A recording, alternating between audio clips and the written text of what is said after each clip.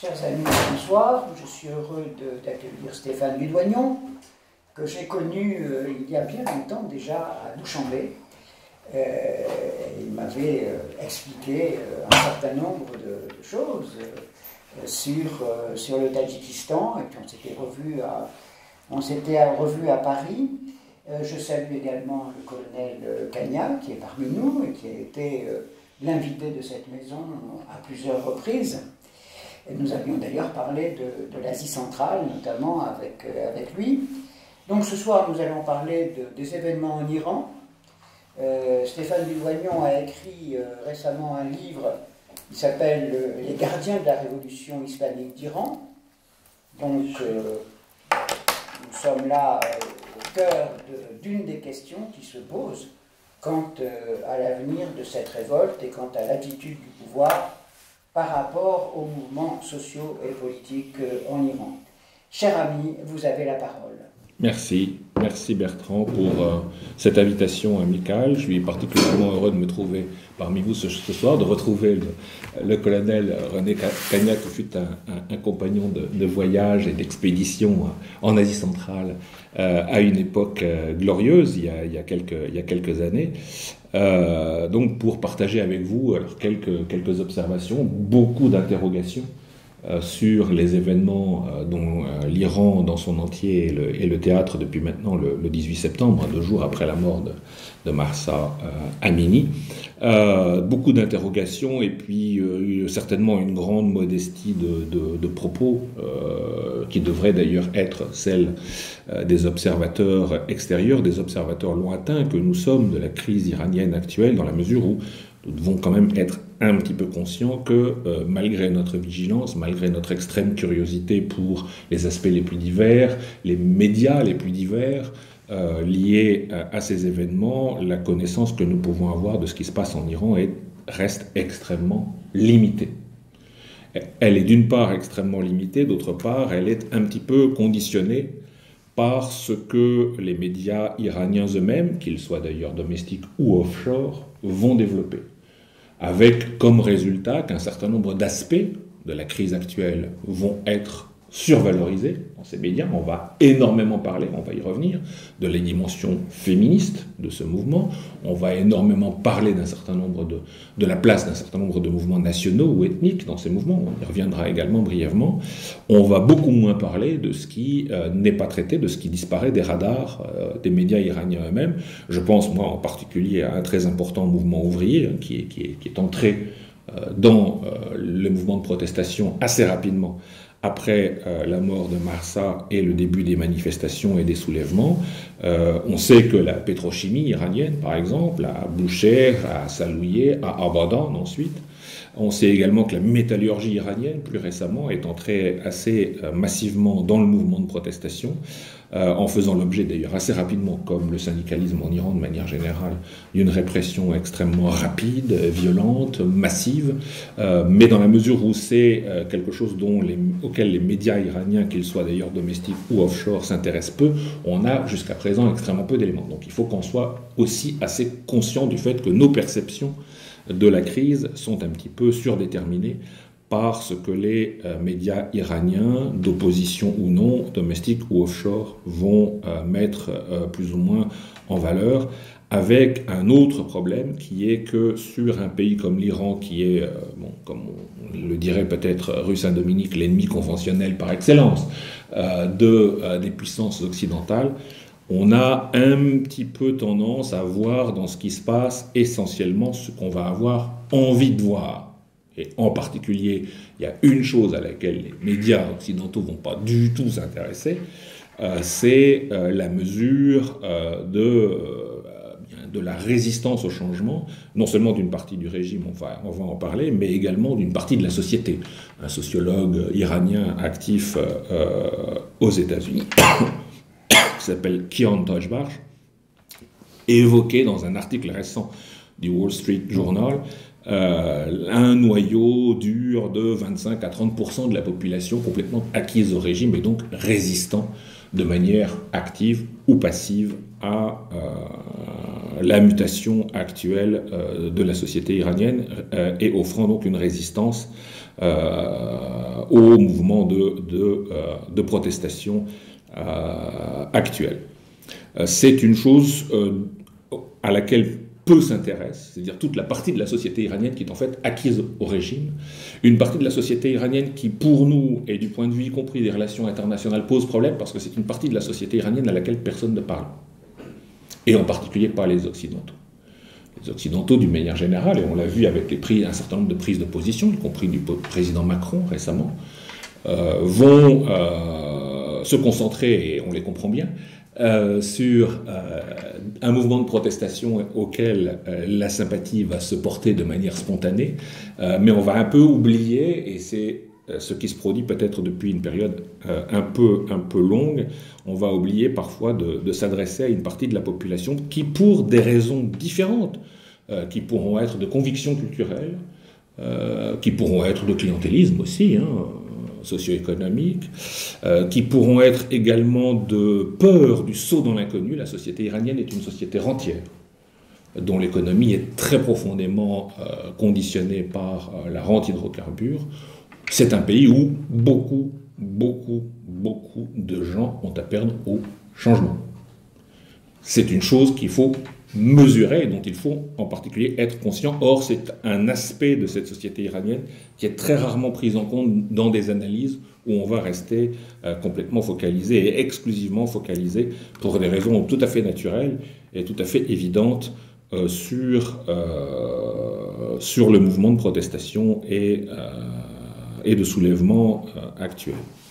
Alors moi, personnellement, également un peu en rupture avec la pratique dominante à l'Ouest, je me concentre d'une manière générale, c'est ce que j'avais fait pour ce bouquin de sociologie politique des gardiens de la Révolution, sur la société officielle, en particulier le personnel politique, le personnel militaire, le personnel religieux, en essayant d'identifier ce qu'aux affaires étrangères on appelle un certain nombre de signaux faibles en provenance de ces milieux, nous suggérant que face à la crise actuelle, on assiste peut-être plus fortement que lors de mouvements sociaux et politiques précédents en Iran, on assiste peut-être à l'apparition de fissures plus profondes que celles auxquelles on a pu assister au cours du, par exemple, mouvement vert de 2009 contre l'élection de la réélection de Mahmoud Ahmadinejad, ou contre les mouvements sociaux et politiques de ces dernières années.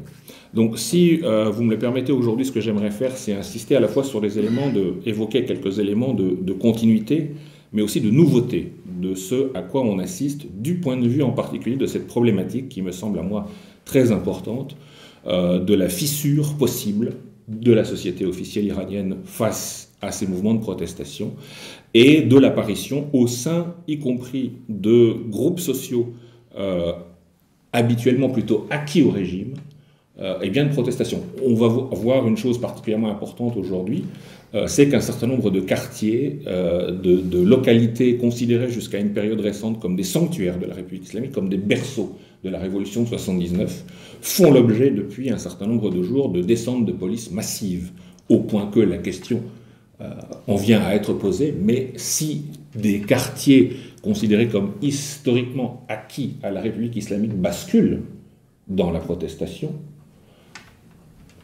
quelle sociologie de cette protestation, quelle sociologie du soutien de la République islamique pouvons-nous avoir? Alors parmi les éléments de nouveauté, je vais en distinguer trois en insistant sur le fait que peut-être que la nouveauté principale de ces mouvements actuels, et c'est là où ils se différencient de mouvements précédents, celui de 2009 contre la réélection frauduleuse d'Ahmadinejad, les mouvements de grève massive, jusqu'à 900 grèves par an en Iran, c'est quelque chose qui laisse tout à fait rêveur dans un pays où le syndicalisme est interdit quasiment de citer, on va quand même le signaler. Donc contrairement aux mouvements sociaux et politiques des années précédentes, on a affaire aujourd'hui à un mouvement social et politique, à des manifestations de protestation, à des soulèvements qui déjà sont en train d'impacter la société. C'est-à-dire que quelle que soit l'issue politique au sens étroit du terme, qui pourra être celle de ce mouvement de protestation, ils sont déjà, et on va le voir, en train d'impacter la société iranienne dans ces catégories socioprofessionnelles les plus diverses et dans ces territoires également les plus divers. Alors, un premier trait, une première originalité de ces mouvements, c'est peut-être la manière, si l'on se réfère à leur chronologie, la manière dont on est passé de revendications féministes au début, liées à la mort de Mahsa Amini, à quelque chose qui est devenu le leadership féminin d'un mouvement beaucoup plus vaste.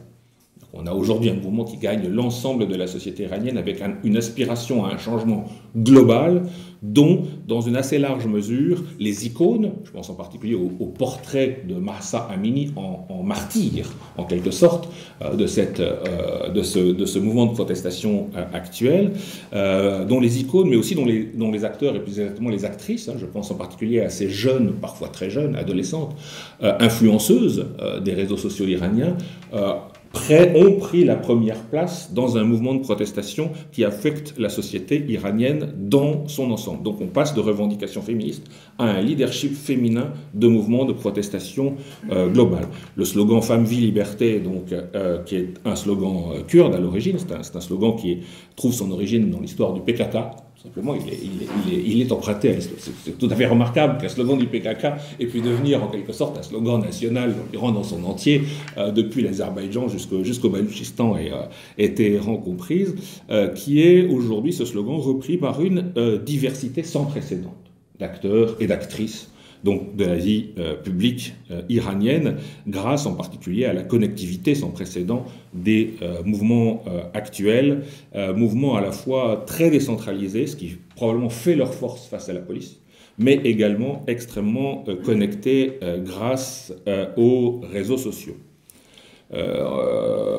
Donc avec une unité de lutte derrière ce slogan en particulier, qui me semble très nouvelle en Iran depuis 2009. En 2009, on avait le slogan « Où est passé mon vote ?», je ne sais pas si vous vous souvenez, à propos de la confiscation donc, par Khamenei du vote vert.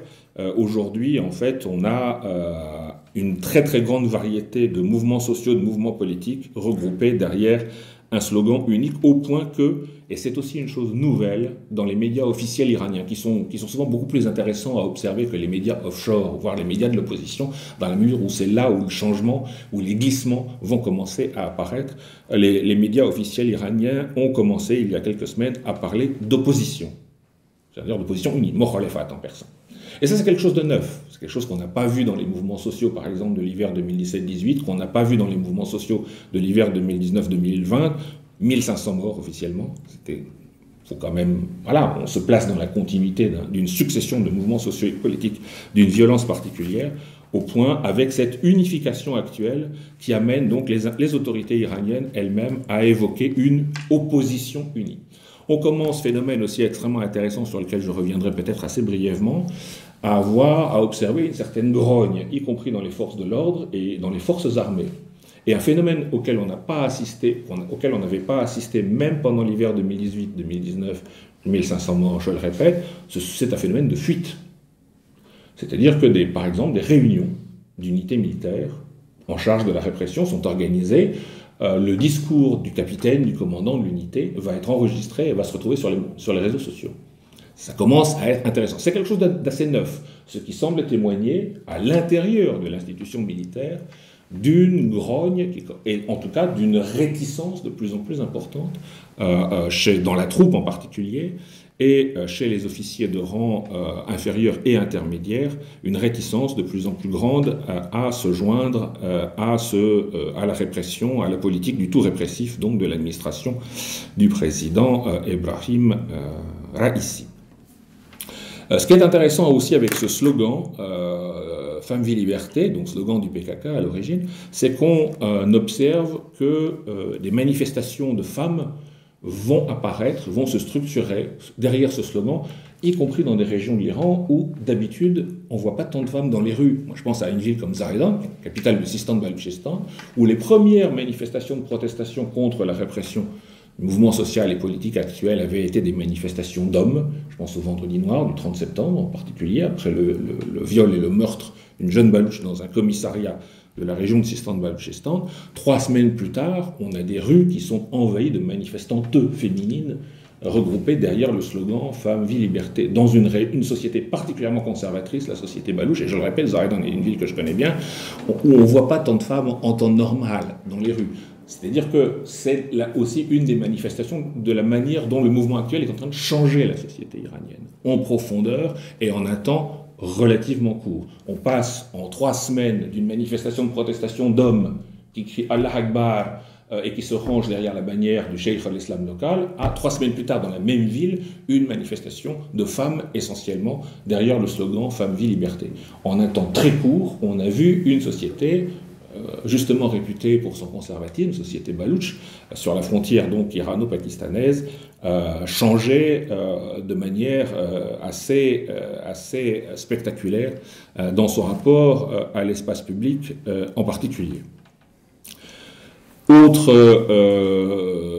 conséquence de ces manifestations, de ces soulèvements actuels, c'est qu'elles ont amené d'anciennes périphéries impériales, d'anciennes zones tribales de l'Iran. Je pense on a parlé du Kurdistan, on vient d'évoquer le Baloutchistan, qui aussi sont en train, depuis maintenant un certain nombre de semaines, de devenir les symboles d'un mouvement de protestation à l'échelle nationale. Et ce qui est extrêmement intéressant, c'est de voir également dans le discours, y compris de religieux locaux et régionaux, en particulier ces dernières semaines, voir progressivement la référence à la défense des intérêts, par exemple, de la minorité sunnite d'Iran, ou de la minorité balouche d'Iran, ou de la minorité kurde d'Iran, un discours qui est maintenant axé sur la défense d'un mouvement national et avec des imams balouches d'un côté, à l'est, kurdes de l'autre, à l'ouest, qui vont de plus en plus essayer de s'imposer dans le débat public,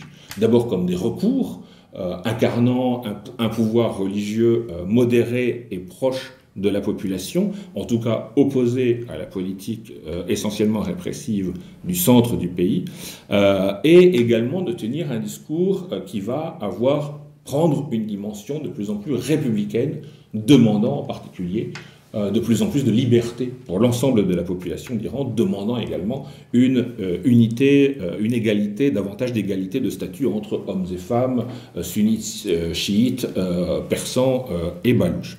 Donc avec des notables religieux, régionaux et locaux, les imams en chair, en particulier les imams des villes principales, comme le célèbre Moulawi Abdelhamid, qui est l'imam de Zahedan et donc le cheikh al-Islam des Balouches sunnites de l'Est de l'Iran, qui, en un temps très court, se sont retrouvés aux avant-postes d'une protestation nationale, au point qu'on a pu l'entendre ces derniers jours, proposer un référendum sur les institutions. Et ce qui est extrêmement intéressant, c'est que cette proposition de rupture radicale avec l'ordre des choses vient non pas du centre du pays, mais de son extrême périphérie, à Zahedan, donc transformée finalement par les événements actuels d'anciennes zones tribales, d'anciennes marches impériales, d'anciennes périphéries de l'Iran en centre d'une culture aujourd'hui, d'une culture républicaine un peu régénérée, avec cette idée de référendum qui a été reprise, c'était il y a 2 jours. On a vu un certain nombre d'éléments intéressants, de films en particulier intéressants, dans les réseaux sociaux iraniens, reprises en chœur par un certain nombre d'imams également sunnites du Kurdistan. On a notamment un film qui circule sur Twitter où on a extraordinairement bien filmé, par ailleurs, une centaine d'imams, de grands cheikhs soufis du Kurdistan iranien, épousant le discours de Moulawi Abdelhamid et demandant à leur tour un référendum sur les institutions de la République islamique d'Iran.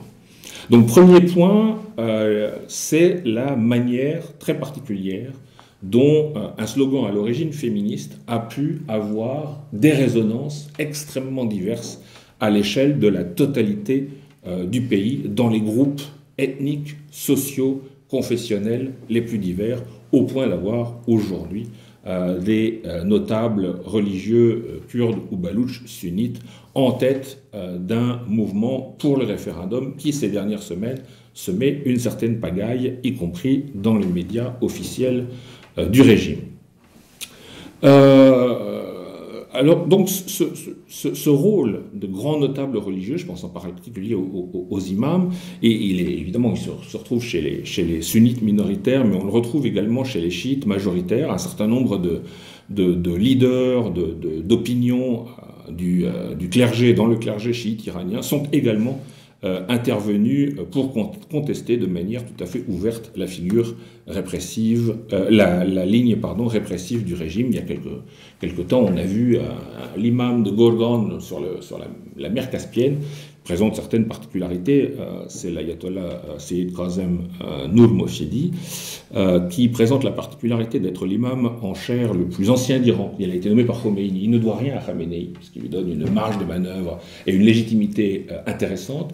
Il est aussi apparenté par plusieurs membres de sa famille, et notamment un de ses fils, à la famille de Khomeini, c'est-à-dire le fondateur de la République islamique. Et il est Seyyed, donc descendant du prophète, comme l'ayatollah Khamenei lui-même, guide de la République islamique. Donc, le type indéboulonnable, c'est-à-dire absolument hors d'atteinte, et donc avec une liberté de propos relativement importante sur le régime, et donc un discours extrêmement intéressant de contestation ouverte de la ligne répressive du régime. Nourmofidi, il y a une petite semaine, a fait venir chez lui à Gorgan le conseiller présidentiel, le conseiller de Raisi pour les affaires ethniques, et il a engueulé en public, en disant « mais c'est quoi ce foutoir, Kurdistan, vous menez une répression militaire contre une population civile, c'est totalement inacceptable, etc. etc. » Donc on a des notables religieux qui, dans les régions les plus diverses de l'Iran, parce qu'on a vu le Baloutchistan, là on est à Gorgan sur la Caspienne, Isfahan également, avec un imam en chair qui a été tout à fait en pointe dans la dénonciation de la répression, on a de grands notables religieux qui commencent à se demander s'ils ne sont pas sur une pente glissante. Un des phénomènes qui a accompagné les manifestations, les insurrections, les soulèvements de ces dernières semaines, sont des expressions de plus en plus importantes, de plus en plus régulières d'anticléricalisme de la société iranienne. Et ça inquiète beaucoup. Il y a un phénomène notamment qui est apparu récemment et dont les réseaux sociaux iraniens se sont fait les diffuseurs à une très très vaste échelle. Ce sont des compétitions d'un sport nouveau en Iran qu'on appelle le sautage de turban. Vous voyez, des jeunes gens, vous avez vu ça bon. Dans la rue en fait, agressent des mollahs qui passent par là en leur faisant d'une tape, en leur faisant voler le turban. Et il y a des compétitions qui sont relayées. Et vous avez maintenant une fédération Twitter du sautage de turban, donc, qui revendiquait 40 000 membres. C'est pas mal. La semaine dernière, pour un sport en pleine essence, et avec dans une esthétique de jeu vidéo, en fait, des records, des scores, etc. Quand vous êtes un imam, même si vous avez été nommé, peut-être même surtout si vous avez été nommé par Khomeini, vous voyez ça, et vous voyez ça commence à prendre de l'ampleur, vous êtes amené à vous interroger sur, bon, est-ce qu'on n'est pas à l'aube de tout perdre, finalement, à cause de ces connards de l'entourage de Khamenei, et donc des signaux d'alarme. Et pourquoi Nourmofidi a fait venir, il l'a mandé, le conseiller présidentiel pour le souffler publiquement dans les bronches et lui dire mais qu'est-ce que vous foutez, ça va pas du tout, c'est n'importe quoi cette répression tous azimuts. C'est parce qu'il y a une conscience qui, dans une partie qui commence à devenir importante de l'establishment, et en particulier de l'establishment religieux iranien, du fait que ils sont peut-être au bord du gouffre. L'Iran a une tradition anticléricale qui s'exprime dans la poésie classique, dans la littérature contemporaine de manière beaucoup plus violente, et ce que donc commence à craindre un certain nombre de nos notables, c'est de perdre énormément. On a vu un phénomène extrêmement intéressant ces semaines tout à fait dernières, même si en fait il n'est pas nouveau, c'est que le cheikh donc le directeur en charge du mausolée de l'ayatollah Khomeini au sud de Téhéran, c'est un de ses petits-fils, Hassan Khomeini, est intervenu publiquement la deuxième semaine des manifestations pour dénoncer une dérive vers une gouvernance extrémiste. Hakemiyat et Efratigali, signé Hassan Khomeini. Autrement dit, vous avez le principal sanctuaire de la région de Téhéran et le principal pour ce qui concerne l'islam politique contemporain en Iran, qui commence à se positionner contre la répression avec Hassan Khomeini, dont on rappelle qu'il a essayé, Khamenei avait réussi à l'en dissuader de se présenter à l'élection présidentielle de 2021, donc contre la Russie. On a un certain nombre de figures, et on va le voir avec les militaires également, qui commencent à se poser en recours possible, dénonçant donc la ligne du régime. Donc voilà, nous sommes là pour éventuellement prendre en charge un éventuel tournant politique. Ce que craint cet establishment religieux, c'est ce qui est largement perçu par rapport aux mouvements sociaux et politiques des années précédentes comme un approfondissement de la polarisation de la société. Un observateur, un journaliste d'une chaîne persane offshore parlait il y a quelques jours, il y a environ une semaine, de mesures d'approfondissement du niveau ou de la mesure de la haine par rapport aux années précédentes. Donc ce que craignent également un certain nombre de ces grands notables, c'est de se retrouver face à une société polarisée à un tel point qu'aucun retour ne sera possible vers une coexistence pacifique.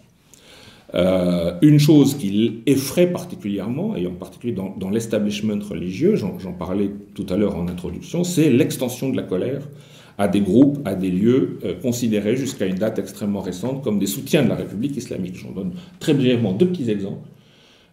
J'ai été absolument sidéré il y a quelques jours, enfin plus exactement il y a quelques nuits, d'assister quasiment en direct sur les réseaux sociaux à une descente de police assez massive dans un quartier de Téhéran qui s'appelle Normak, qui est plutôt au sud-est de Téhéran. C'est un quartier populaire assez religieux. Normak, c'est le quartier de jeunesse d'Ahmadinejad et de son chef de la police, Ahmadi Mohaddam. C'est le quartier où Ahmadinejad a essuyé ses fonds de culotte dans les écoles locales. C'est un quartier qui jusqu'à présent était plutôt identifié avec le soutien au régime. On a aussi l'Azerbaïdjan. L'Azerbaïdjan, après les habituelles provocations de la police dans des écoles de filles de la région d'Ardébil, donc au sud-ouest de la mer Caspienne, s'est rangé assez massivement dans le mouvement de protestation. Or, l'Azerbaïdjan, c'est pas neutre en Iran, la société azerbaïdjanaise.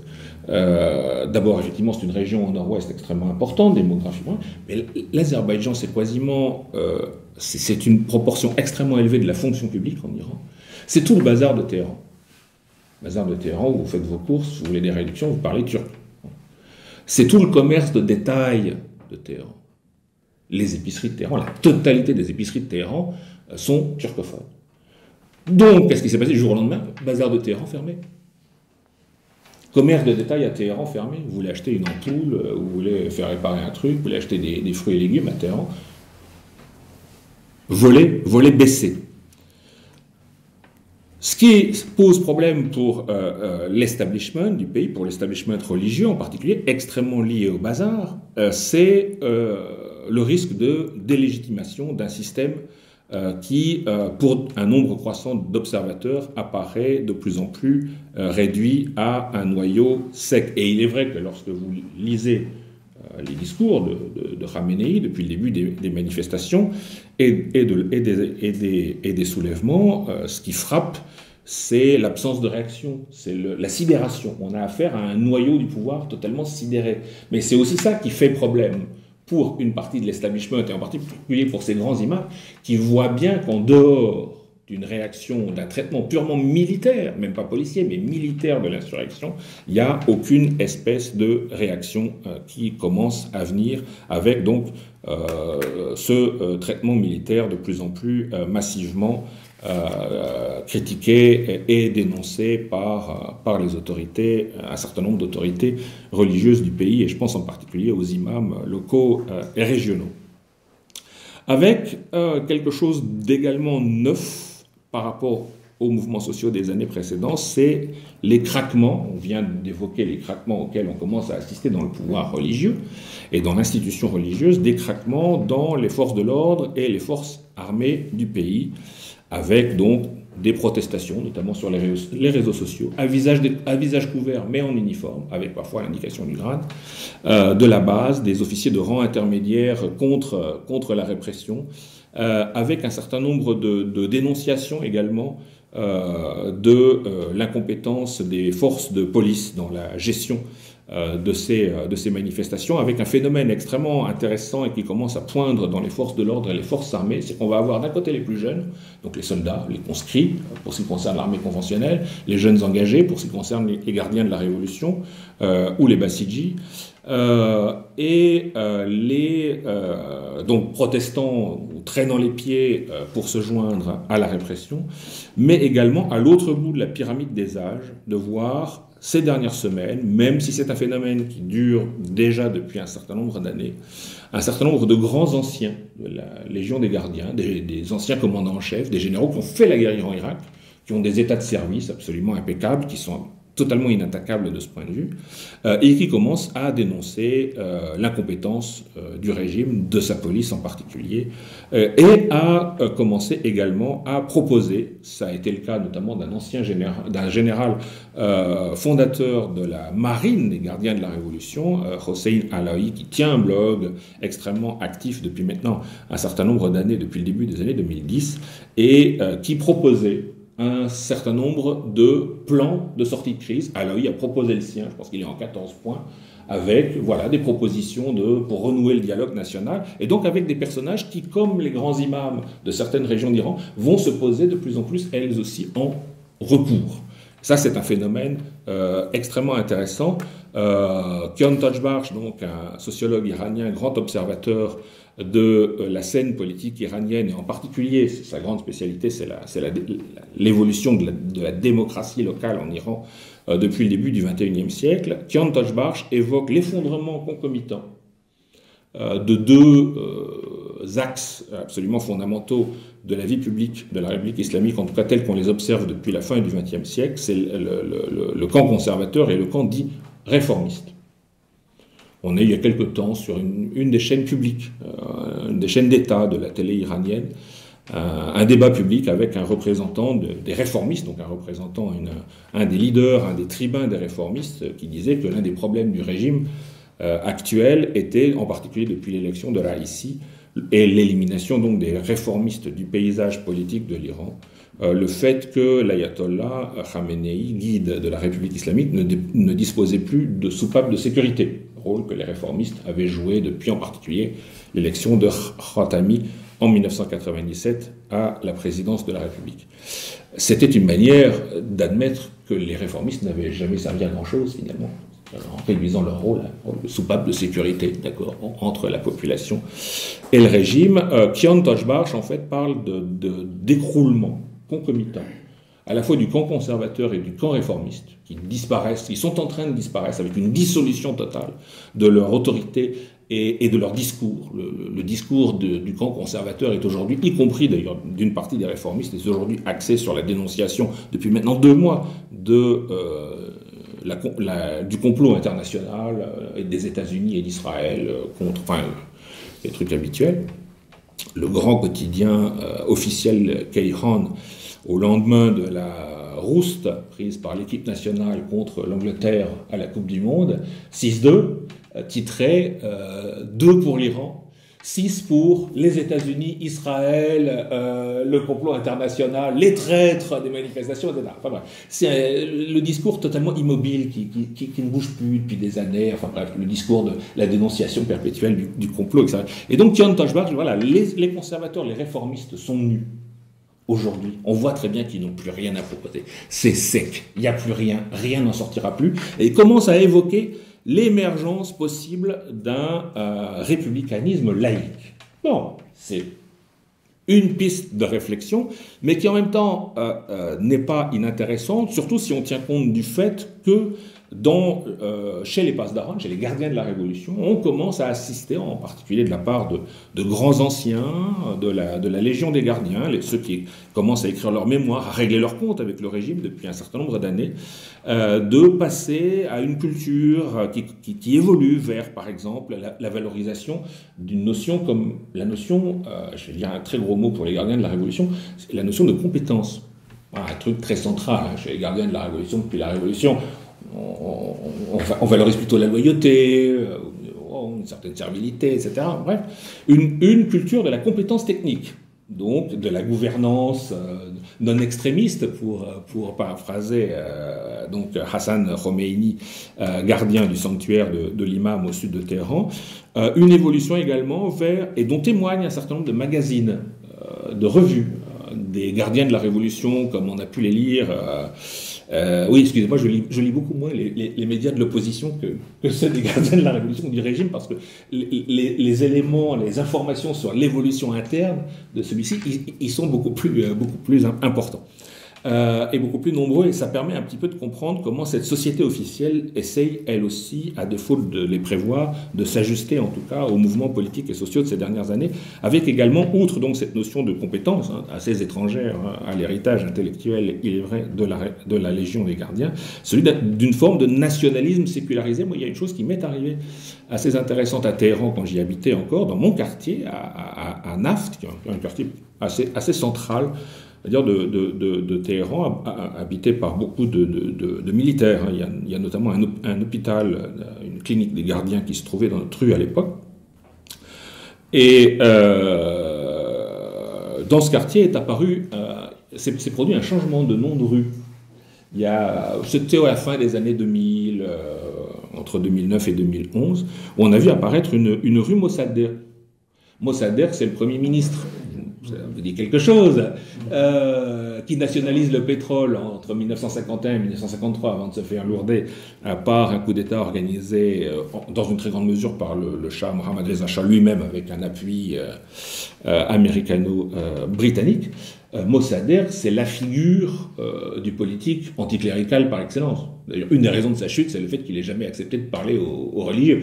S'il avait accepté de parler à Kochani à l'époque, son aventure ne serait peut-être pas arrêtée en 1953. Bon, bref. En tout cas, le fait qu'une rue Mossadegh, impensable, jusqu'au début des années 2000, totalement impensable, à un moment où les revues des gardiens commencent à le réhabiliter. Je suis tombé un jour sur une caricature, on va terminer là-dessus, sur l'émergence possible et la difficulté de l'émergence de ce républicanisme laïque. Il y a des pistes, mais en même temps, il y a du travail. Bon, on part de loin. Moi, je suis tombé un jour dans un des magazines très proches de l'état-major des gardiens de la Révolution, tellement proche que Rouhani l'a fait interdire, malheureusement, au bout d'un certain temps, une caricature qui montrait en fait la figure de Mossadegh, et Mohammad Javad Zarif, le ministre des Affaires étrangères de Rouhani, lui tournant le dos en quelque sorte. Et donc accuser Zarif, par cette revue des Pasdaran, de se détourner de l'héritage d'indépendance nationale de Mossadegh en allant négocier des sales accords sur le nucléaire. C'est très intéressant qu'à ce moment-là, la figure de référence pour les gardiens était Mossadegh, à une époque où depuis plusieurs années il avait sa rue dans mon quartier. Donc voilà, c'est-à-dire on assiste à des glissements qui sont des glissements intérieurs. Cette revue, elle s'appelle Ramz Obo, c'est code d'accès, c'est une revue pour initier, c'est pas vraiment une lecture de chevet, c'est assez pénible souvent à lire, mais en même temps c'est extrêmement intéressant. Elle est apparue pendant 2 ans, des années charnières pendant lesquelles l'Iran a été lourdement investi en Syrie, et qui a développé autour de cette intervention syrienne, en particulier, toute une série d'articles avec des photographies qui sont passés totalement inaperçus en Occident, avec une rhétorique, un discours, qui vaut ce qu'il vaut, c'est un discours, axé sur la défense par les gardiens de la Révolution, dans tout le Moyen-Orient, du pluralisme confessionnel. Et on voyait des ingénieurs militaires, des gardiens de la Révolution, participer à la restauration d'églises, se faisant photographier, des prêtres maronites, libanais par exemple, etc. Donc un discours, un changement discursif absolument radical. On quittait le tout centré sur le culte de l'imam Hossein, etc., et sur l'identité chiite, à un discours qui commençait à devenir considérablement différent, autour de cette figure de Mossadegh, aujourd'hui considérée, donc depuis en tout cas les années 2010 par les gardiens, comme une figure tout à fait de référence. Bon, ça n'épuise pas le sujet, je suis absolument conscient qu'il reste chez les gardiens, chez les Bassidj en particulier, une très très forte tendance à la re-radicalisation autour en particulier du culte de l'imam Hossein, comme différents chercheurs l'ont montré dans les années 2010. En même temps, et j'en terminerai là-dessus, on est en Iran dans un appareil d'État, une administration très profondément marquée par une très grande diversité organisationnelle, mais même philosophique. C'est l'héritage du khomeïnisme, outre la violence politique qui le caractérise, et sa faible tolérance de la diversité d'opinions, c'est malgré tout l'organisation de l'État en niches plus ou moins opaques, plus ou moins imperméables les unes aux autres, à l'intérieur desquelles vont pouvoir se développer, et se sont très largement développées depuis la fin du XXe siècle, des cultures politiques qui peuvent paraître de l'extérieur totalement antinomiques. Parfois, en passant d'une agence d'État à une autre, d'un ministère à un autre, vous avez l'impression de changer de pays. Un exemple concret, et j'en terminerai là-dessus avec votre permission, c'est la manière dont, pendant l'épidémie du Covid, en 2020 et 2021, le guide Khamenei lui-même a pu, contre les gardiens de sanctuaires qui ne voulaient absolument pas entendre parler de l'interruption des pèlerinages, ils vivent de ça, les mecs. Vous arrêtez les pèlerinages en Iran, les sanctuaires, ils s'écroulent du jour au lendemain. C'est une économie qui disparaît, en favorisant, en arbitrant en faveur à la fois du ministère de la Santé, mais aussi du Croissant Rouge. Croissant Rouge qui est un des refuges politiques de la gauche iranienne, mais également de toute une partie des réformistes, et qui donc a pu, pendant une durée relativement longue, imposer un point de vue techniciste, celui du ministère de la Santé, à celui des principales autorités religieuses du pays, l'ayatollah Khamenei, le guide Khamenei, ayant été amené par les circonstances à arbitrer en leur faveur. On est donc dans un système politique dans lequel voisinent des cultures politiques extrêmement différentes, auxquelles, alternativement, le guide, dans une position idéale d'arbitre, que Khamenei, il est vrai, joue beaucoup moins depuis un certain nombre d'années, va pouvoir puiser, selon les circonstances, des savoirs, des opinions, des stratégies, en faisant appel successivement, parfois en même temps, ce qui évidemment pour la diplomatie européenne est parfois un petit peu difficile à comprendre, donc des éléments de langage, mais également des éléments de stratégie politique, comme on a pu le voir de manière, je pense, extrêmement caractéristique au moment du Covid. Moi, ce qui me paraît intéressant avec cette idée, donc, lancée, Kian Tojbar, ce sociologue iranien, offshore, avec cette émergence d'une culture, d'une forme de républicanisme laïque, c'est qu'elle peut rencontrer à l'intérieur même de l'officialité iranienne, selon qu'on va se placer dans telle ou telle agence d'État, selon qu'on va se placer à tel ou tel niveau, y compris de l'état-major des gardiens de la Révolution, et quelques grands anciens s'en sont fait les héros ces dernières semaines, avec des perspectives, un socle en tout cas idéologique, potentiellement extrêmement intéressant pour ce développement, avec en plus l'émergence d'un certain nombre de figures, chez les Pasdaran en particulier, comme on l'a vu chez les religieux, d'anciens officiers supérieurs extrêmement connus, extrêmement prestigieux, se posant en recours possible dans le cas d'un changement politique profond. Moi, je pense que la manière dont ces mondes, qui restent relativement isolés les uns des autres, vont pouvoir, dans les semaines, peut-être les mois qui viennent, entrer en interrelation, peut éventuellement déboucher sur un changement de philosophie politique, en sachant que, et j'en reviens à mon propos introductif, en sachant que, de toute façon, nous sommes, et c'est la grande spécificité du mouvement actuel, à un moment où ce mouvement est déjà en train de changer la société iranienne, y compris la société politique. C'est-à-dire qu'elle est déjà en train de changer. Il y aura un avant et un après. En quoi va consister l'après ? S'agira-t-il d'un changement de régime? S'agira-t-il d'un ajustement? S'agira-t-il d'une redistribution des rôles? S'agira-t-il d'une redistribution des différents espaces dédiés aux différentes cultures politiques qui voisinent dans ce régime? Ça reste encore incertain. En même temps, ce qui est tout à fait certain, c'est qu'on est en train de rentrer dans un après dont il est encore, certes, extrêmement difficile de voir en quoi il va consister exactement, mais qui laisse à un certain nombre d'observateurs, y compris fort lointains, quelques raisons, fussent-elles modestes, d'espérer. Merci. Merci, Stéphane. Le débat est ouvert, je vous en prie.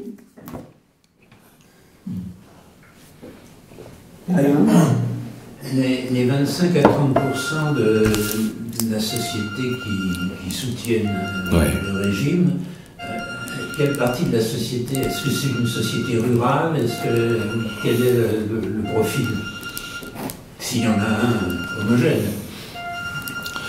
Oui, c'est une super bonne question à laquelle je vais être très embêté de répondre parce que on est dans une société extrêmement dynamique.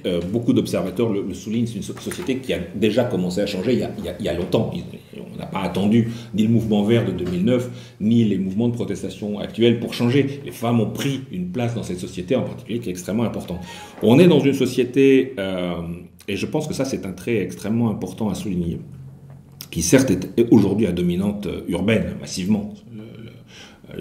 La bascule s'est faite dans les années 1980, avec les dernières vagues absolument massives d'un exode rural qui se poursuit aujourd'hui. Aujourd'hui, une des principales villes kurdes d'Iran, par exemple, et on n'en parle jamais, c'est Karaj, qui est une ville qui est située à 50 km à l'ouest de Téhéran, mais qui, avec l'exode en provenance du Kurdistan, s'est progressivement kurdisée. C'est une ville d'une diversité ethno-culturelle absolument extraordinaire, et qui est devenue aujourd'hui une des métropoles kurdes de l'Iran. Donc on est dans une société à dominante urbaine, mais où en même temps, et ça c'est extrêmement intéressant de le souligner, la protestation ne va pas s'exprimer de manière préférentielle dans un univers urbain ou rural. D'abord parce que les deux sont liés par cet exode rural extrêmement important.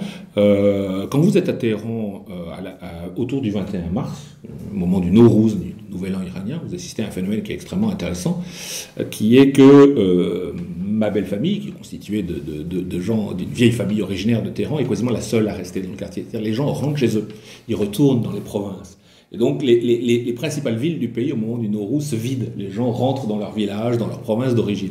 Donc on a une connexion entre la ville et le village qui est certainement beaucoup plus importante que ce qu'on peut observer dans les sociétés occidentales, les sociétés européennes en particulier. En même temps, quand on regarde où les protestations de ces dernières semaines, voire en remontant plus loin de ces dernières années, ont pris leur origine, on se rend compte que la ville et la campagne sont également représentées. Un exemple simple, c'est la place qu'ont pris dans les manifestations, les protestations de ces dernières années, je pense à celle de l'hiver 2017-2018 en particulier, et puis celle de l'hiver 2019-2020, par les propriétaires agricoles exploitants.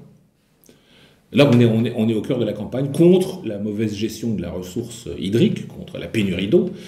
Et on a vu donc parfois des localités extrêmement rurales, très excentrées de l'Iran, des sous-préfectures quasiment assaillies par des foules de manifestants furieux, rendus absolument furieux par l'impossibilité d'arroser tout simplement leur production, du fait justement de cette raréfaction de la ressource hydrique, alors même que c'est cette catégorie socioprofessionnelle, si l'on peut dire, des propriétaires agricoles exploitants, sociologiquement, c'est un des soutiens historiques du régime.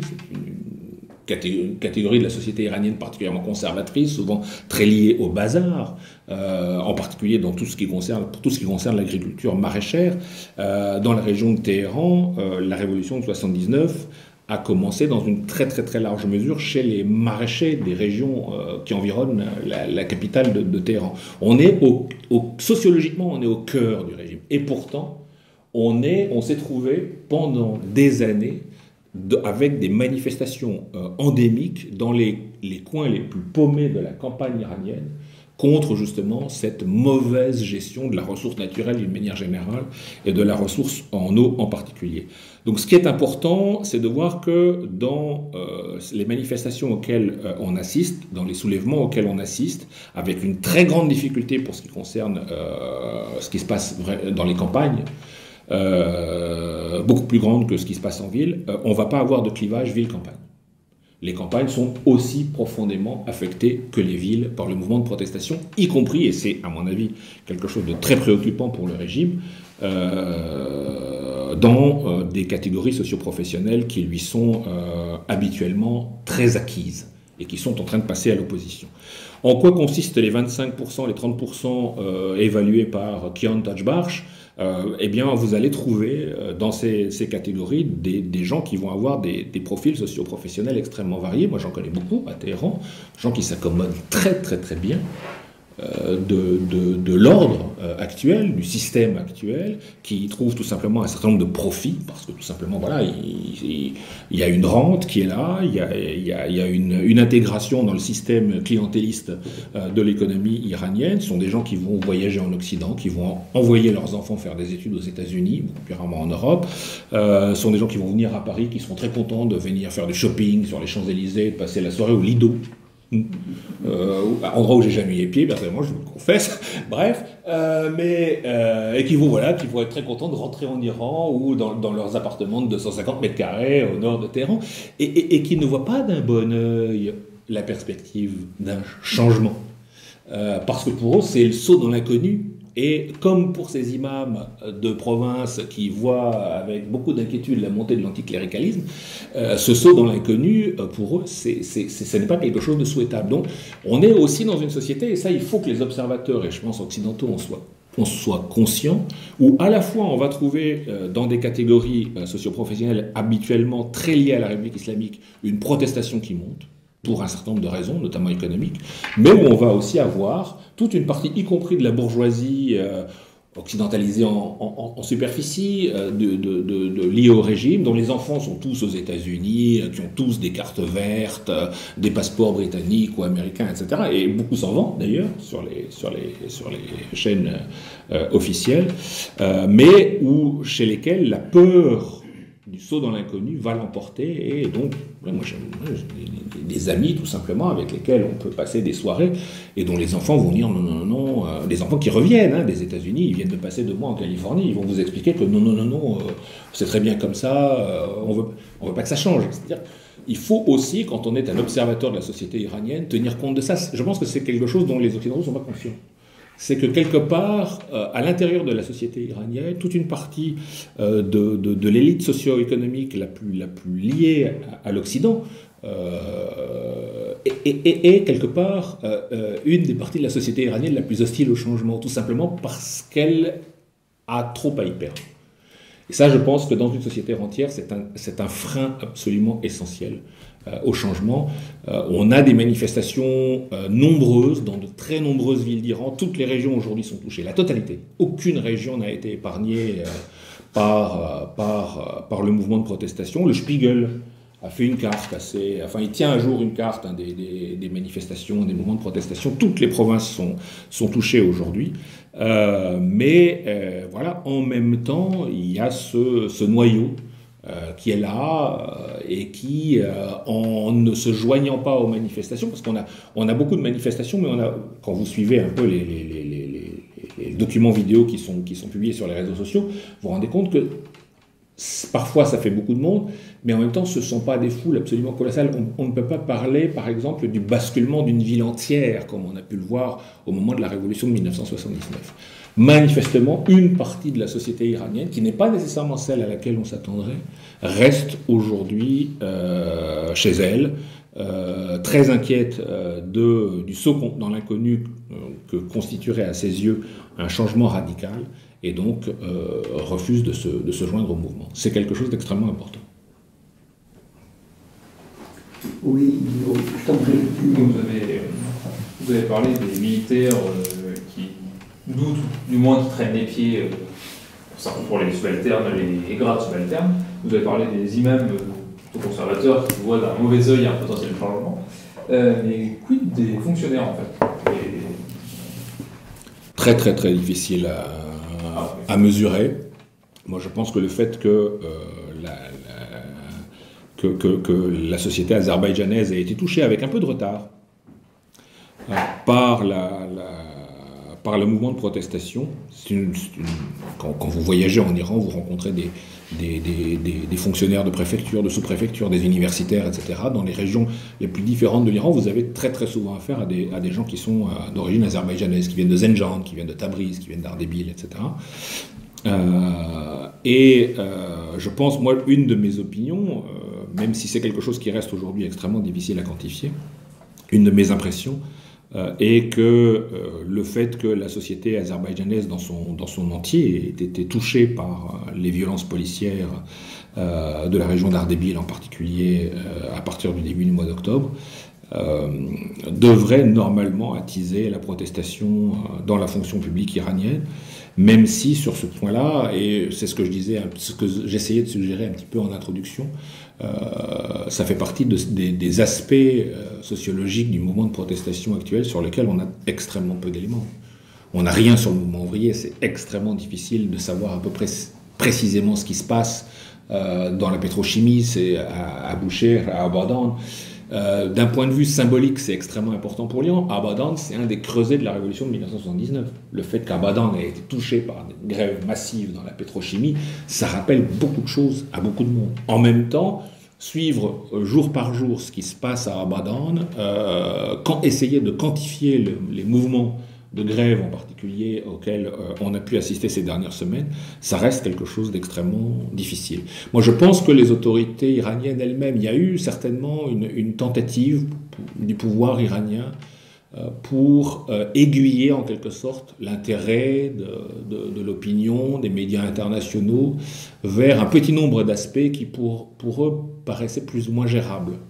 Le féminisme d'abord, parce que ça paraissait quelque chose qui pouvait en fait être traité de manière apolitique. On a beaucoup parlé de dimension culturelle, du farhangi, du féminisme, enfin bref. On a beaucoup insisté sur le mouvement ethnique des Balouches, des Kurdes, dans le but évidemment de discréditer tout ce qui pouvait se passer à Zoredan ou à Sanandaj par exemple, avec donc des interventions qui ont été très très vite contre les manifestations balouches ou kurdes, des interventions militaires, avec des nombres de morts extrêmement importants, tués par des armes de guerre, hein, tout simplement, comme Moulawi Abdelhamid l'avait souligné au moment du Vendredi Noir du 30 septembre, en indiquant que les manifestants ce jour-là avaient été tués par des armes de guerre et avec des blessures dans le dos. Donc on a certainement du côté de la République islamique essayé de se dire on va essayer de masquer le plus possible ce qui se passe dans un certain nombre de secteurs. Et je pense qu'il y a eu un parti pris de ne absolument pas parler des grèves ni du mouvement ouvrier. Donc il a quasiment disparu des radars.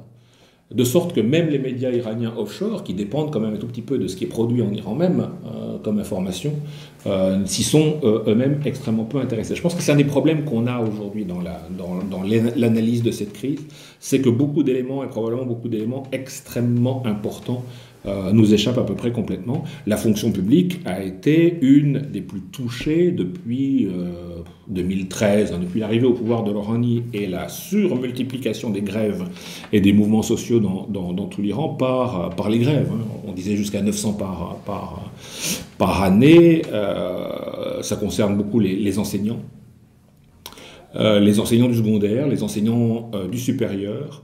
On a en Iran une société civile d'une richesse particulière, en dépit des successions de répression particulièrement sanguinaires de ces dernières décennies. On a encore un syndicalisme actif. Comment on peut avoir un syndicalisme actif dans un pays où les syndicalistes sont à ce point exposés à la répression?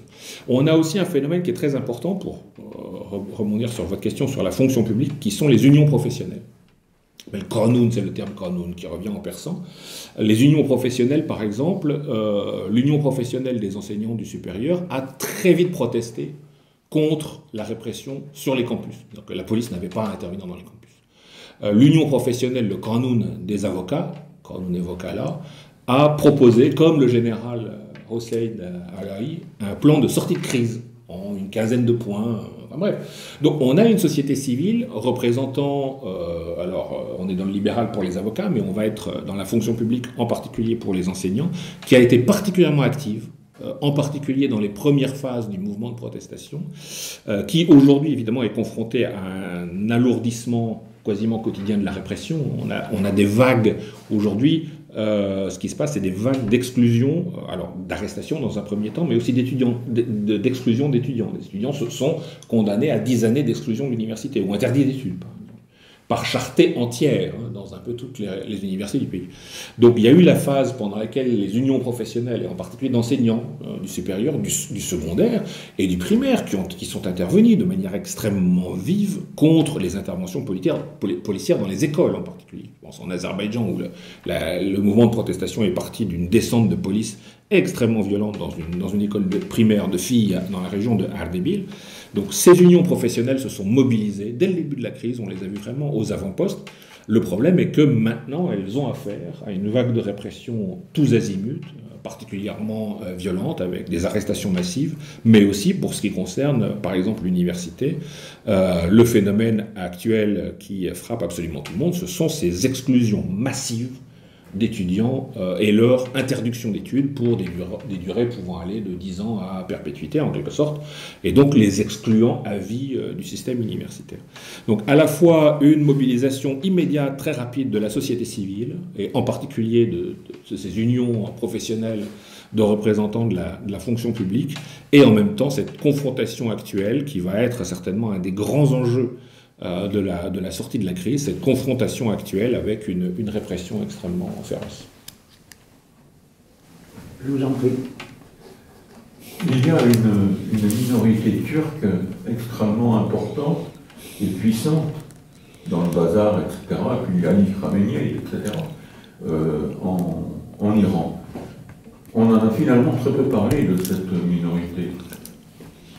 Joue un rôle ? Oui, on en a assez peu parlé. D'abord parce que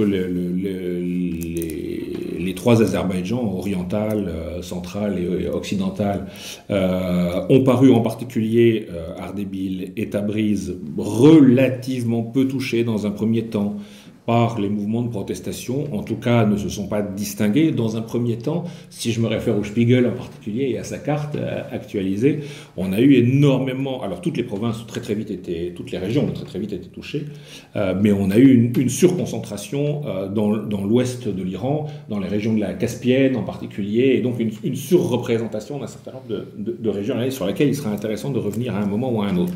La société azerbaïdjanaise n'en faisait pas partie dans un premier temps. Par contre, comme je le suggérais tout à l'heure, à partir du moment où la police locale est intervenue de manière extrêmement violente je pense en particulier à cette école de filles d'Ardebil, au début du mois d'octobre, on a eu une réaction en masse, et c'est à partir de ce moment-là que non seulement l'Azerbaïdjan dans son entier, et l'Azerbaïdjan, la société azerbaïdjanaise couvre, un peu comme la société kurde, couvre une région beaucoup plus importante que le Kurdistan, qui est une relativement petite région dans l'ouest de l'Iran. La société azerbaïdjanaise couvre également une région beaucoup plus importante, jusqu'à Zenjan, on n'est pas très loin du centre de l'Iran, de Khazvin, de la région de Téhéran. Elle est également, elle aussi, extrêmement présente dans la fonction publique. Elle est, elle aussi, extrêmement présente dans les forces de l'ordre et dans les forces armées, mais peut-être surtout, elle est extrêmement présente dans l'économie du bazar, dans toutes les grandes villes iraniennes, mais surtout à Téhéran, et dans le commerce de détail à Téhéran. Et on a 2 jours après, 2 jours après les incidents d'Ardebil, on a vu le bazar de Téhéran, qui avait déjà fermé au moment de la mort de Mahsa Amini, immédiatement. C'est quelque chose qu'il faut... La protestation contre la mort de Mahsa Amini n'a pas commencé au Kurdistan. Elle a commencé à Téhéran. Et Saqqez, par exemple, la ville natale de Mahsa, s'est jointe au mouvement 2 jours plus tard. Donc ça, c'est très intéressant, ce découplage auquel on assiste en Iran en ce moment entre les mouvements ethniques et le mouvement national. On n'a pas à aucun moment vu de mouvements spécifiquement kurdes ou spécifiquement balouches s'exprimer dans les protestations et les soulèvements de ces dernières semaines. Et ce qui est très intéressant, ça a été de voir que le bazar de Téhéran avait d'abord réagi très vite, mais ensuite, lorsqu'on a eu cet incident en particulier qui a été surmédiatisé dans cette école de filles d'Ardebil, donc à l'extrême nord-ouest de l'Iran, on a eu des baissées de rideaux absolument spectaculaires et des documents vidéo qui ont très très vite commencé à circuler sur la toile de gens filmant en voiture, en fait défilant dans les principales rues de Téhéran et filmant les devantures des commerces avec des centaines et des centaines de rideaux baissés aux heures. En général, c'est plutôt tard le soir, hein, et puis en général assez chaud. Les magasins sont ouverts jusqu'à 11h du soir, et là, vous avez Téhéran des soirées entières. Vous n'avez aucun magasin ouvert dans des quartiers entiers. Et ça concerne la totalité des secteurs. Hein. Ça concerne l'alimentaire. Quand je fais mes courses, je faisais, à l'époque c'était possible, mes courses à Téhéran et que j'achetais des fruits et des légumes, je parlais turc. Voilà. Et c'est la même chose si vous avez acheté une ampoule ou des meubles ou du tissu pour vos rideaux. Et donc on a ces documents vidéo extrêmement spectaculaires de gens qui filment comme ça pendant très très longtemps, filmant des successions de volets fermés sur des kilomètres. Et je pense qu'un des résultats du soulèvement, de la protestation de la société azerbaïdjanaise, c'est que le pouvoir se trouve aujourd'hui avec ce qui avait été un des marqueurs événementiels extrêmement significatifs de la révolution de 79, qui était la grève du bazar. Et symboliquement, hein, la pétrochimie en grève à Badan, le bazar en grève à Téhéran, ça commence à rappeler des choses à un certain nombre de personnes. C'est-à-dire que d'un point de vue de l'imaginaire politique, on commence, et d'ailleurs les références à la révolution de 79 sont apparues très vite. Hein. Au bout de 15 jours, on parlait déjà beaucoup de la révolution de 79, la révolution constitutionnelle de 1906. C'est-à-dire qu'il y avait une conscience chez les manifestants de faire partie de quelque chose qui dépassait, contrairement aux années précédentes, l'ampleur d'une simple révolte. Et ça, c'est extrêmement intéressant. Oui, alors justement, cette référence à la Constitution de 1906, qu'y a-t-il dans cette Constitution ? Personne ne le sait pour une raison simple, c'est qu'elle n'a quasiment jamais été appliquée. C'est-à-dire le drame de cette Constitution de 1906, c'est qu'elle a été plus ou moins appliquée, enfin elle a été proclamée en 1906, elle a été interrompue en 1908-1909 par un souverain particulièrement réactionnaire, Mohammad Ali Shah, elle a été remise en vigueur en 1909 pour être quasiment piétinée à partir de 1911. Et alors ce qui s'est passé au XXe siècle, c'est que les monarchies, Kadjar d'abord, et puis Pahlavi à partir de 1925, l'ont maintenue en vigueur, mais l'ont maintenue en vigueur d'une manière purement formelle. C'est-à-dire qu'il y avait des élections, un parlement complètement en croupion, il n'y a pas de véritable pluralisme politique.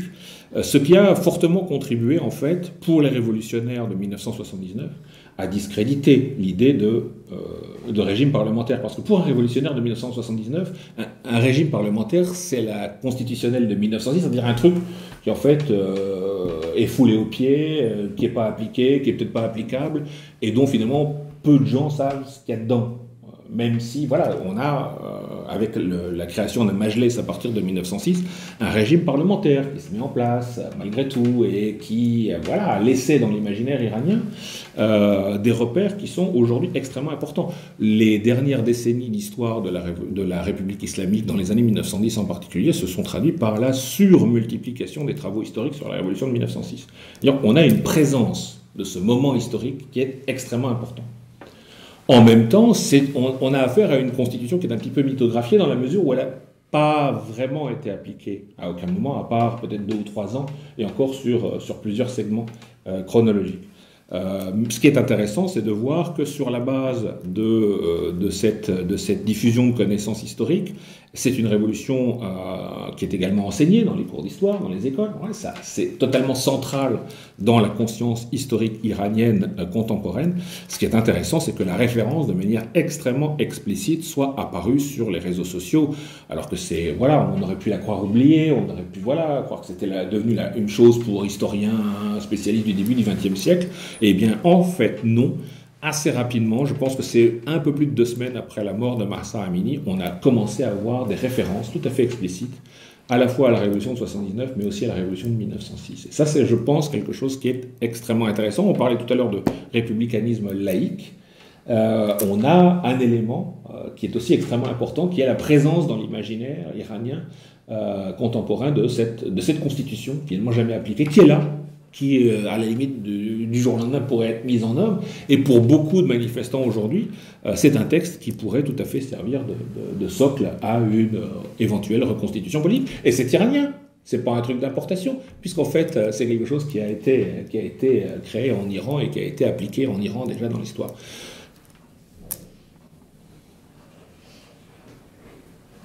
Question ? Oui. Oui, je vais préciser. le rôle et l'action, l'évolution des gardiens de la Révolution, les Bassidji, notamment le fameux à partir de Qassem Soleimani. Ouais. C'est une question à laquelle je suis en train de beaucoup réfléchir, parce que ce qui est intéressant avec cette question sur le rôle en particulier du Bassidj, c'est, je pense, qu'on va assister, qu'on est déjà en train d'assister à des situations qui vont être de place en place totalement contradictoires. Et je vous donne juste une raison pour laquelle c'est et ça va être contradictoire, de place en place, et que l'échelle locale, qui nous échappe, à nous, observateurs lointains, dans les grandes largeurs, va être extrêmement intéressant. Et c'est là où ça va être intéressant d'avoir la bonne focale. C'est-à-dire, il faudra avoir la bonne échelle tout de suite, sinon on ne va rien comprendre. Il y a une caractéristique du Bassidj, des gardiens de la Révolution, qu'on ne retrouve pas, par exemple, ni dans une certaine mesure dans la police, mais beaucoup moins dans l'armée régulière, qui est que lorsque vous intégrez le Bassidj, 15 ans, 16 ans, voilà, les parents qui sont plus ou moins introduits, ils vous inscrivent au Bassidj, vous faites Bassidj, et puis ensuite vous entrez dans les gardiens de la Révolution, etc. C'est votre carrière, vous devenez officier. Tout ça, ça se passe au même endroit. Ça se passe chez vous. Ça se passe dans votre ville, dans votre quartier éventuellement, ou dans votre bled si vous êtes à la campagne. Alors il pourra vous arriver dans une carrière, surtout s'il y a une guerre, que vous soyez envoyé sur un front pour vous battre contre l'Irak, par exemple, ou si vous êtes un officier à la retraite, vous décidez d'offrir votre vie à l'imam Hossein, vous partez comme volontaire en Syrie, et voilà, vous offrez votre vie sous les murs d'Alep, par exemple. Mais le reste du temps, votre vie, sauf à solliciter une affectation particulière, va se passer dans votre quartier. C'est-à-dire que les gens que vous allez avoir en face de vous, comme Bassidj, comme gardien de la Révolution, le jour où ça barde, c'est des gens avec lesquels vous avez usé vos fonds de culotte. Mêmes écoles, même quartier, même ville. Ce qui se traduit de place en place par deux réalités totalement contradictoires. On va avoir, et c'est ce qu'on a notamment apparemment observé au Khorasan du Nord, c'est une région qui est longtemps restée totalement en noir sur la carte du Spiegel, il ne se passait rien apparemment. Donc je m'en suis étonné un jour devant un auditoire en partie iranien, et un doigt s'est levé d'une jeune personne qui dit « Voilà, moi je suis originaire du Khorasan du Nord ». Et en fait, c'est pas tout à fait ça, parce que le problème du Khorasan du Nord, vous comprenez, c'est des petites villes, Ouchan, etc. Bon, tout le monde se connaît. Et comme tout le monde se connaît, en fait, c'est très facile dans les manifestations de repérer qui est là, et donc le soir, d'organiser une descente. Et donc, Ouchan, par exemple, il y a eu des mouvements de protestation, mais ils ont très vite disparu. Parce que la police, connaissant tout le monde, et les Bassidj encore plus, ont pu organiser des descentes de police. Dans d'autres régions d'Iran, vous allez voir exactement le contraire. Dans la mesure où les Bassidji locales, ou le postdar, connaît les gens qu'il a en face de lui, eh ben, il pourra aussi refuser de tirer ou se retirer. Et vous allez avoir donc des attitudes sur une même réalité sociologique. Vous allez avoir des attitudes qui seront totalement antinomiques. C'est les mêmes gens, c'est les mêmes forces. Globalement, c'est la même sociologie militaire. Et vous allez avoir deux situations qui vont être totalement antinomiques. Mon hypothèse étant que l'évolution de la crise actuelle en Iran va probablement, dans une très très grande mesure, comme un peu l'avait fait la révolution de 79 pour d'autres raisons, obéir à une logique locale. C'est-à-dire qu'on va avoir des quartiers, des villes qui peut-être vont tomber, vont passer, ou en tout cas où le soulèvement va pouvoir se pérenniser parce que la troupe va tout simplement refuser, ou en tout cas renâcler, à utiliser en particulier un armement militaire pour tirer sur des manifestants désarmés.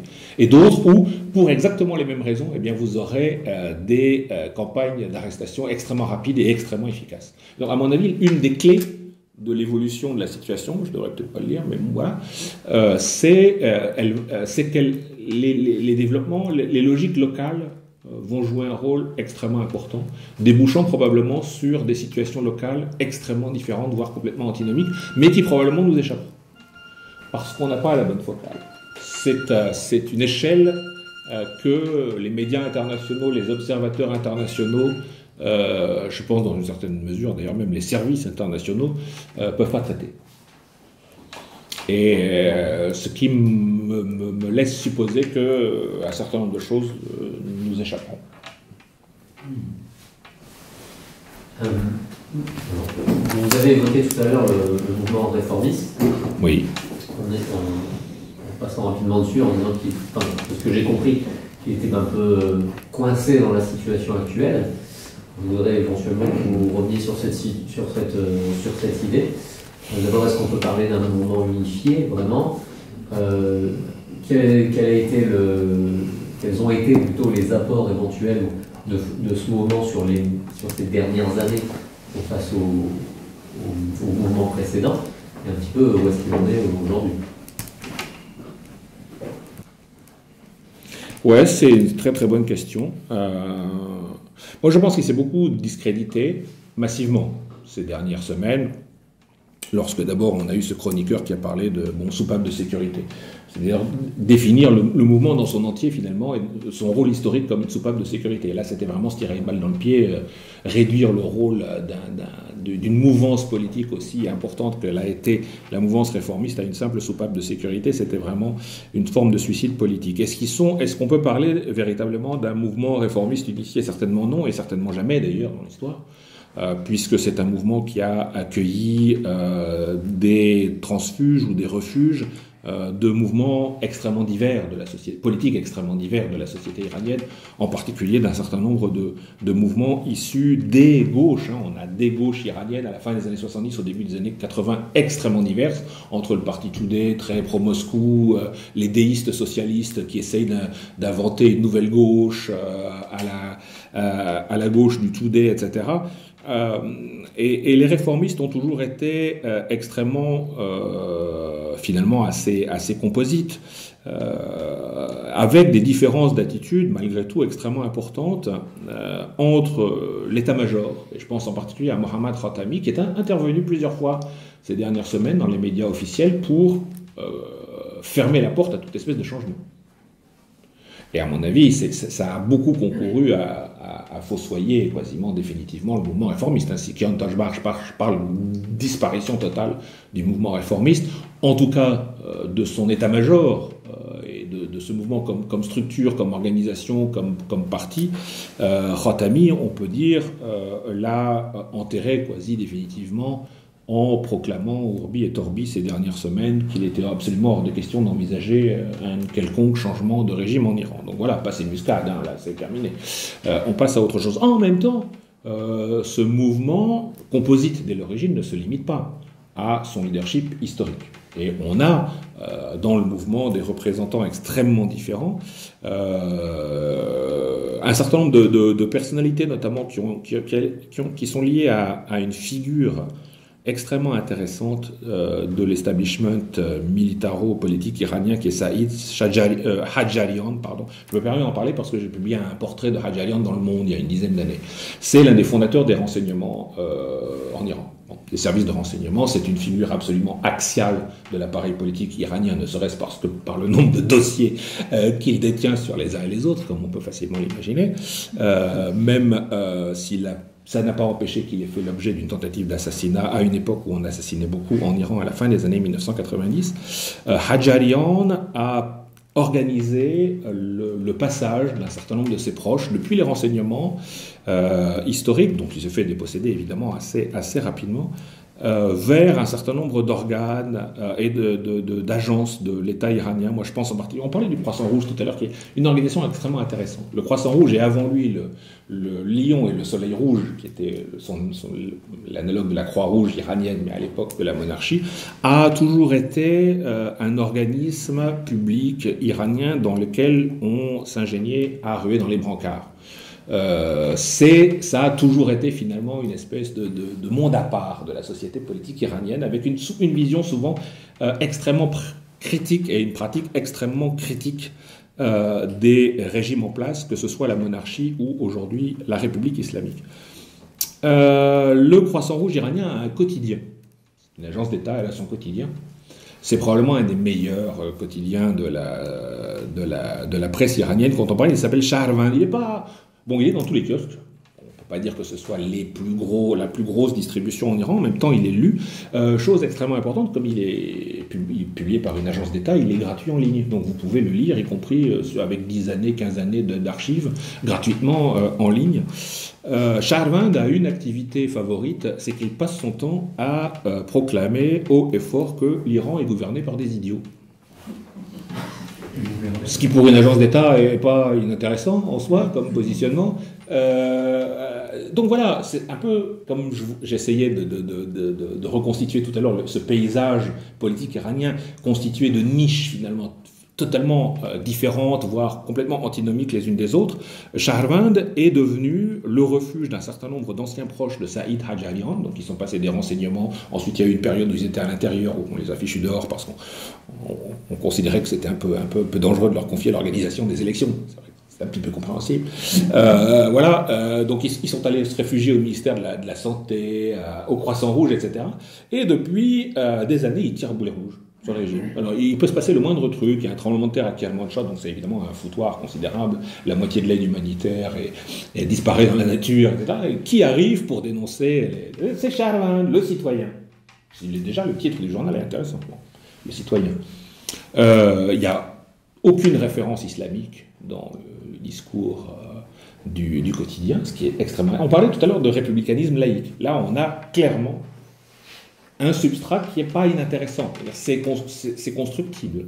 À nouveau, avec des gens qui essayent de développer une culture de la compétence politique, une culture du bien public, étrangère à un certain nombre d'héritages confessionnels, etc., en connexion avec un certain nombre d'héritages de la gauche iranienne, d'un certain progressisme international, etc., et avec un certain savoir-faire, également dans la communication.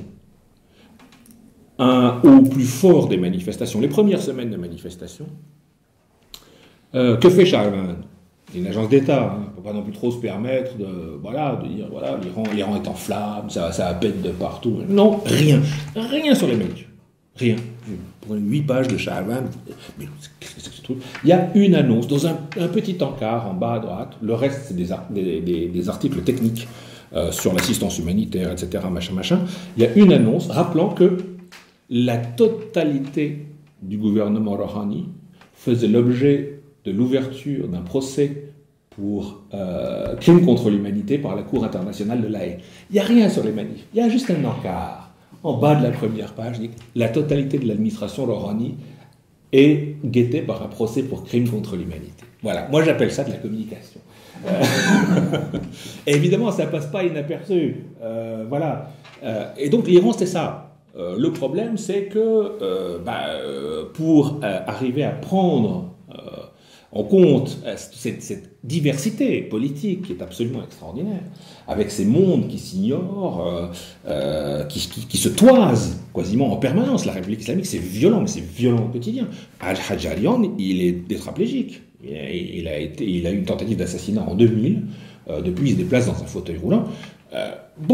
On est quand même, c'est pas les bisounours, il y a une ambiance qui est marquée par une hyper-violence omniprésente, et vous savez très très bien quand vous êtes un politique dans ce genre de système, surtout quand vous détenez un certain nombre de dossiers, vous exposez de manière absolument considérable. En même temps, moi, ce qui me donne un peu de raison d'espérer, et puis surtout la curiosité de continuer en fait à suivre un peu tout ce qui se passe en Iran, et puis surtout tout ce qui se produit intellectuellement, c'est que vous avez ça aussi. Alors ça, c'est moins connu en Occident. Malheureusement, on ne va pas parler du Croissant Rouge iranien et en quoi je pense qu'on passe à travers ou à côté de quelque chose de très important. Mais cela dit, quand le nouvel ambassadeur de France, Nicolas Roche, spécialiste du nucléaire, malheureusement, est parti à Téhéran rejoindre son poste il y a une quinzaine de jours, et on se demandait que faire, quels interlocuteurs, quel discours tenir. Une suggestion, c'était essayer de faire ce que la diplomatie est censée faire, c'est-à-dire parler à tout le monde. Et surtout essayer d'établir des ponts entre, tout simplement, des agences d'État, des organismes publics, etc., qui éventuellement peuvent trouver une langue commune et éventuellement, pourquoi pas, élaborer des coopérations.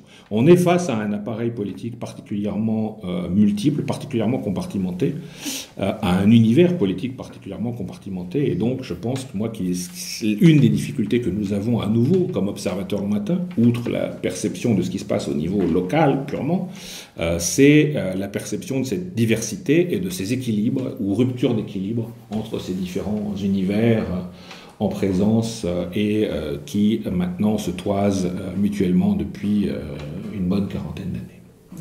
Guillaume. On sait que l'Iran a une capacité à envoyer de l'argent dans le pays pour nourrir certaines factions, pour ne pas citer le Hezbollah par exemple, mais justement des autres, des pays autour, je pense à l'Irak, l'Afghanistan, ce qui s'est passé derrière moi peut-être moins, ont-ils un intérêt ou un impact dans ce qui se passe actuellement, c'est-à-dire envoyer des potentiels auteurs de troubles, ou justement reste totalement déconnecté de tout ça? Oui, la presse israélienne, je pense au Jérusalem Post, s'est beaucoup distinguée ces dernières semaines en insistant sur les risques de recours des forces de l'ordre iraniennes, de l'administration raïssi en particulier, à des milices, comme celle du Hashd al-Sha'abi irakien en particulier, qui ces dernières années ont été accusées par un certain nombre d'observateurs, même si c'est quelque chose qui reste extrêmement difficile à démontrer, d'intervenir, d'être mobilisé de manière quasi systématique dans la répression des manifestations, des soulèvements de ces dernières années. Pour ce qui concerne les flux, et en particulier les flux, les techniques de contournement de sanctions, donc il faut savoir que les gardiens de la Révolution ont développé un certain savoir-faire, parce que l'Iran est sous sanctions depuis décembre 1979, depuis le lendemain de la crise d'otages.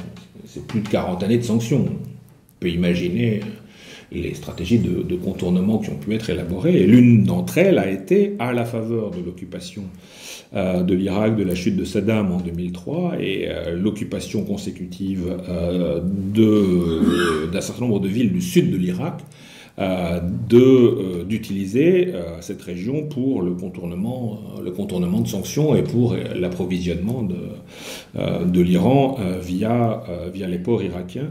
Un certain nombre de scandales sont apparus ces dernières années dans le sud de l'Irak, en relation notamment avec l'assassinat ciblé d'un certain nombre d'activistes politiques irakiens, chiites du sud, protestants, contre la criminalisation de l'économie du bazar dans des villes comme Nasiriyah, par exemple, ou Basra, où s'est mis en place assez rapidement un appareil de contournement de sanctions iranien et donc d'installation d'une économie parallèle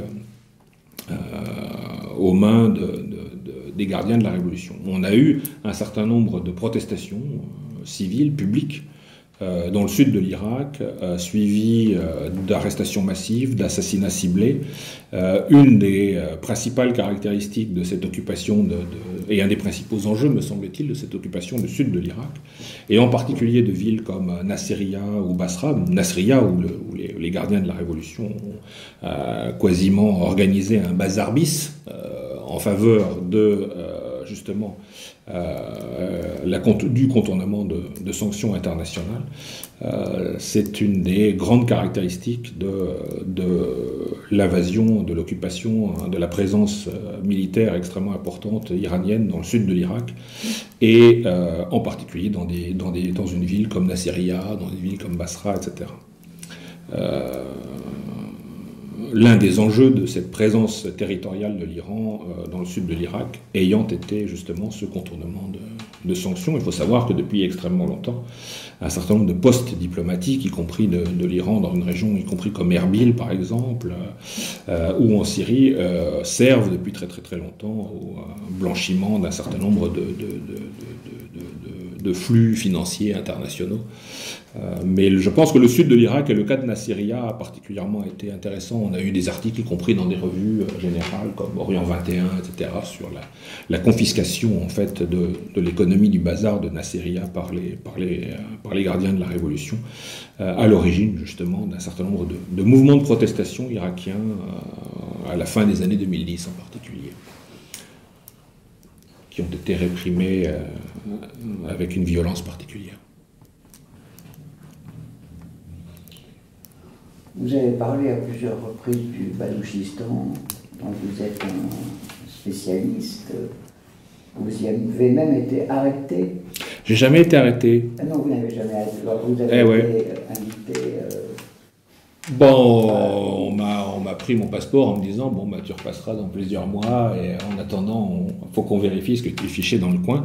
Il est vrai que c'était une époque assez particulière, c'était une époque où la guérilla du Jundullah était particulièrement active sur la frontière irano-pakistanaise et où donc les forces de l'ordre local ont été amenées à s'interroger sur ce que faisait un gringo dans cette région pas très touristique de l'extrême sud-est de l'Iran à un moment où d'un côté le Jundullah faisait sauter des bus de Pasdaran dans les principales villes de la région et où la US Navy était en très très grande manœuvre dans le Golfe et dans la mer d'Oman. Donc voilà. Moi j'ai été interpellé, on m'a demandé très poliment d'ailleurs, ce que je faisais là. Et donc j'ai été invité à attendre qu'on veuille bien me rendre mon passeport pendant 4 mois. Parmi les chercheurs occidentaux qui ont été présents en Iran ces 20 dernières années, paradoxalement, je fais probablement partie des personnes qui ont été le mieux traitées, quel qu'était pu être le contexte géopolitique du moment. On a eu bien pire depuis, en particulier donc l'emprisonnement de notre collègue du série Fariba Adelkha donc depuis 2019, sa condamnation. La prise d'otages d'État, aujourd'hui 7 officiellement français en Iran, la situation s'est très nettement dégradée depuis cette période, même si nous sommes assez nombreux, chercheurs internationaux. Alors l'AFP n'était pas toujours derrière nous, donc on n'en a pas nécessairement beaucoup entendu parler, à avoir eu maille à partir, parfois de manière moins confortable avec les autorités iraniennes. Mais voilà, on n'en a pas parlé. C'est ça la différence. Mais il y avait déjà à cette époque, c'était le début des années Ahmadinejad, c'était une période de très grande tension avec l'Iran, avec les États-Unis, avec l'Arabie Saoudite. C'était une période de guérilla extrêmement active jusqu'en 2010 du Jundullah sur la frontière pakistanaise. Il y avait donc un a priori très négatif envers les chercheurs internationaux. Même si il faut quand même remarquer que la fin de la période Rafsanjani, la période Khatami avait été particulièrement favorable et avait pu se caractériser, se matérialiser par notamment une coopération interétablissements assez poussée, y compris en sciences sociales entre nos deux pays, par exemple.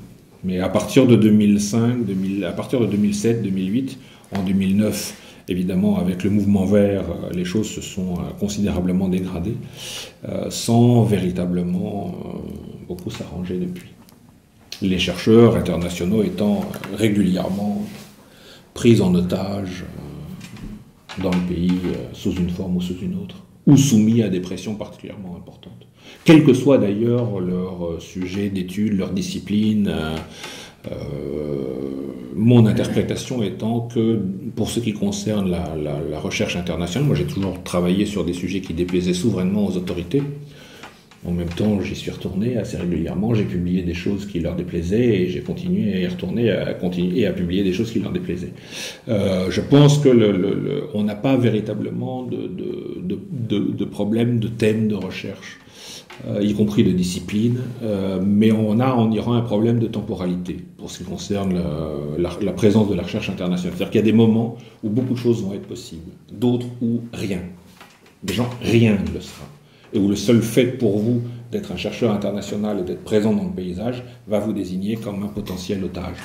Quelle que soit la discipline à laquelle vous appartenez, quel que soit le thème qui est le vôtre, otage possible soit d'un règlement de compte au sein du régime, vous allez être, voilà, on va vous faire du tort, en fait, par un jeu de billard à 3 bandes, faire du tort à d'autres à l'intérieur de l'appareil d'État, soit dans le cadre de négociations, d'échanges, comme on a pu en voir au cours de la décennie écoulée, avec un certain nombre de pays européens notamment.